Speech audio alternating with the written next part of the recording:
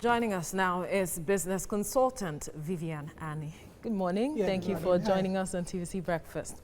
Now, sir, we'll need to get your reaction to this from you as an expert, a business expert. Are you in support of this review, and is the timing, because some have criticized the timing, that this is not the right timing. What do you make of the timing as well? I'm not in support for the simple reason that in times of an economic downturn, and everyone knows that our growth rate has significantly slowed over the last couple of years, this is the worst time to raise any kind of tax. And really that is a tax. It's a value-added tax, yes, but it is a tax. So I'm not personally, I am not in support. Is there any other time? Is there any right time? Because from statistics and from what we hear, Nigeria actually has been paying the lowest tax the world over. And so is there any right time? You talk about the economic indices. Now, we've had economic problems since, and it's not just today, but is there ever a right time to increase tax? You know, each time I keep hearing those comparative statistics. Nigeria pays the lowest amount of tax. It doesn't tell the full story. It doesn't tell the whole picture, and I will explain why. Okay. Nigeria has probably one of the most difficult operating environments in the world. All right, when you are and a lot of that comes from the manufacturing sector, and anybody knows that when you manufacture in this country, if you run any kind of business, you're practically supplying your own power, you're supplying your own water, amongst other things. So when you now come and you're trying to compare oranges with bananas, there's a problem. Okay. Now, in an environment where you're not spending cost and on creating those kind of facilities and services for yourself, you now say, oh, Nigeria is paying the lowest. I know the UK used to pay about 17%, and now, so anybody looking at the 7.5% will say, well, what's the noise about? But the truth of it is that the cost of doing business in Nigeria is extremely high due to the harshness of the environment. But the government, on the other hand, is saying that it wants to create that enabling environment for businesses to thrive. That is why it's coming up with this increment. Okay, fine. Now, let me ask a question. Now, a question and a comment. Tax revenues are roughly averaging at about 900 billion right now, every year. And it's allocated 50% to the state government, 15% to, some percentages go to the state government and some percentages go to the local government, with the bulk of it going to the state government and only about 15% going to the federal government. Now, if you're getting 900 billion a year and you've increased it by 50%, meaning you're going to get realistically, all things being equal, another additional 450 billion. And you say that the whole reason for doing this is because you want to improve facilities and stuff. Number one, you're not quite sure that when you increase it by 50 billion, the same number of people who were paying VAT before will continue to pay, because what now happens is that a lot of people go below the radar. Because, because you've increased it from 5%, which was something they were just getting comfortable with, and now you've increased it to 7.5%. So if you were getting 100 billion before, there is no guarantee that by increasing by 50%, you're going to inch up to 450 billion plus 900 billion. So you're saying that that projection the government is making, so to speak, is bleak. It's very, very faulty, because think of it this way: 60% of the Nigerian economy is informal, and what this means is that a lot of people are outside formal statistics. A lot of people are operating below the radar. So what the government should be doing is spreading its tax net. Precisely, spreading its tax net. And I was hoping in this age of financial inclusion, people will be lured. Let me use the word lured, because before you know it, you've opened up a bank account. Before you know it, they're getting your details. Before you know it, you're inside the tax bracket.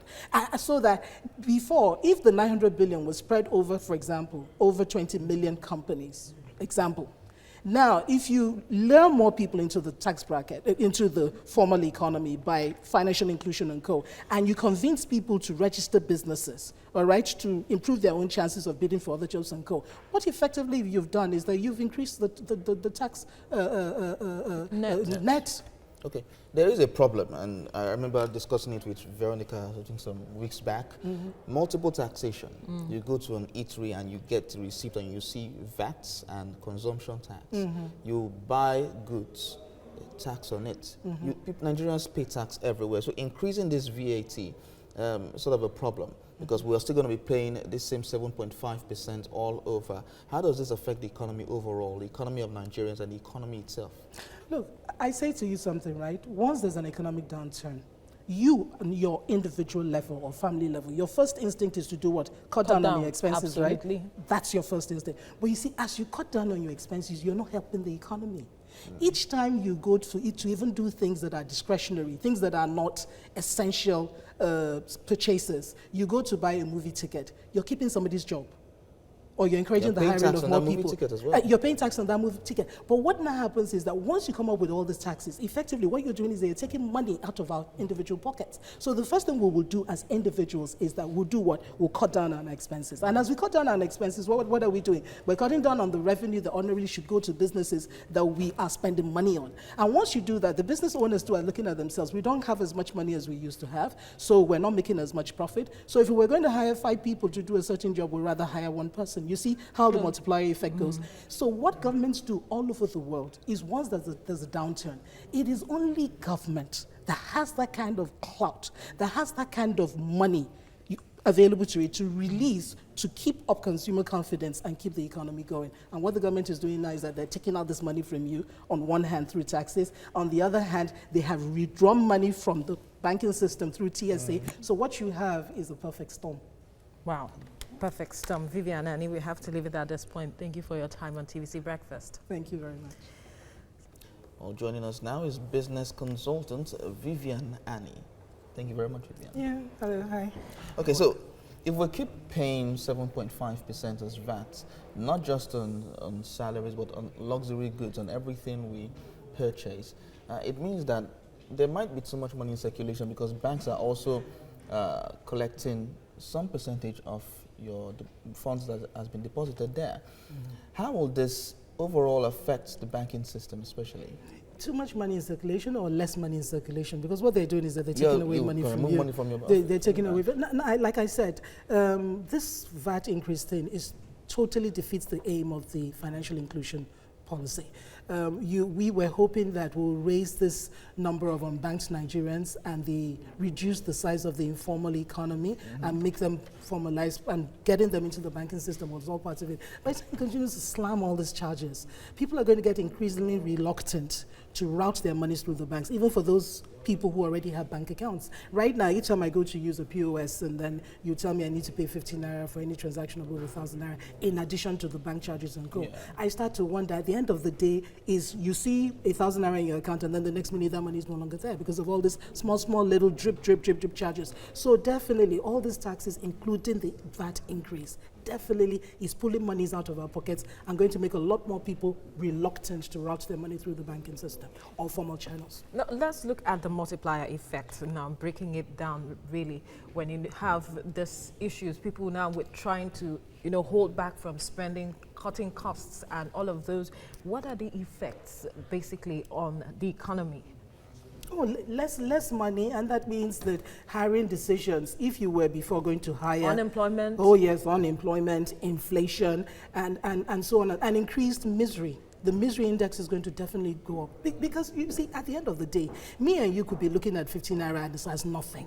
All right, or we're looking at, people will tell me it's just a 2.5% increase. After all, the UK is charging 17% VAT. And so what is the big deal if Nigeria wants to charge 7.5%? I told them these are two very different operating environments. But there has been calls again now that the government should create some sort of safety net for people, because so that could cushion the effect of this increment. The whole creation of a safety net thing is good, but it should be proactive. They should have done that before bringing in the policy, not after they have brought in the policy. Because as it is, even when they brought in the 15 naira for every POS transaction thing, and people were saying it's just 15 naira, I say it's just 15 naira to you, but a lot of Nigerians live on $1 or less than $1 a day. $1, according to exchange rates, is 365 naira. If you take 15 naira, that is more than 10% of what they get every day.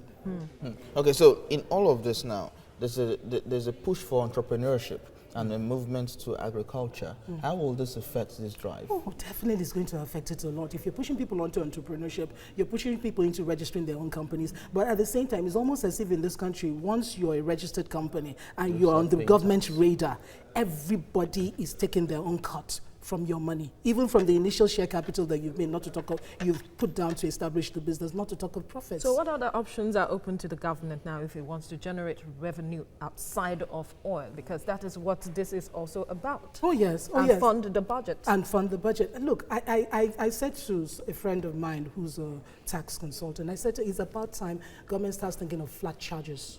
Flat. Yes, if you come out with a flat charge, if you say to business owners, look, for your size of business, you either pay a flat charge of 50,000 naira per year, and we will not bother to look into your books, what you're actually doing for your size of business. You pay a flat charge. Maybe it's a VAT charge or an income charge or whatever. The income tax is linked to income, so that doesn't count. But when it comes to VAT, VAT has nothing to do with income. Don't forget. Absolutely. It's strictly on what you sold. There's an input VAT, there's an output VAT, and you're supposed to net off the difference. There's not enough time to go into why that's problematic, even though on the face of it, sounds very nice. Well, what I keep saying to people who should know better is that think about flat charges. Because when you come with this tax thing, you forget that 40% to 60% of the Nigerian economy is outside the formal system, meaning that they're below radar, they're flying below radar. At this point in our growth, you're trying to get as much people as possible to be within the sight of statistics. And when you keep talking about raising taxes, what you're doing is that you're driving away people from the formal economy. So there has to be a way. And one of the ways I am suggesting are flat charges. Come out with a flat VAT charge. Because if a company knows that, look, all I need to pay is 50,000 naira per year and no questions asked, okay, and they claim me for VAT, it's going to be a lot easier. How this affects the economy? Which one of them? The flat charge. The flat charge. Oh, you know what? If you're collecting 900 billion of VAT on average a year, which was what we're collecting under the 5%, and now we're moving up to 7.5%, a 50% increase. So based on government's calculation, which I disagree with, they're hoping is 900 plus 450 billion. If you impose a flat charge, according to the last statistics, I think from Smeden, there are about 17 million businesses in Nigeria also. Yeah. Now think of it, if you impose a flat charge graduated based on the size of the business, I'm not talking about the large corporates now, I'm talking about SME down. All right. If you do like for some 100,000, for some 50,000, and we know that you're not going to get 100% full compliance, you're probably going to get like 50 or 60% depending on what the person needs the certificates for, you're going to raise a whole lot of money than what you're doing now. All right, Vivian Ani, thank you for your summation on this issue.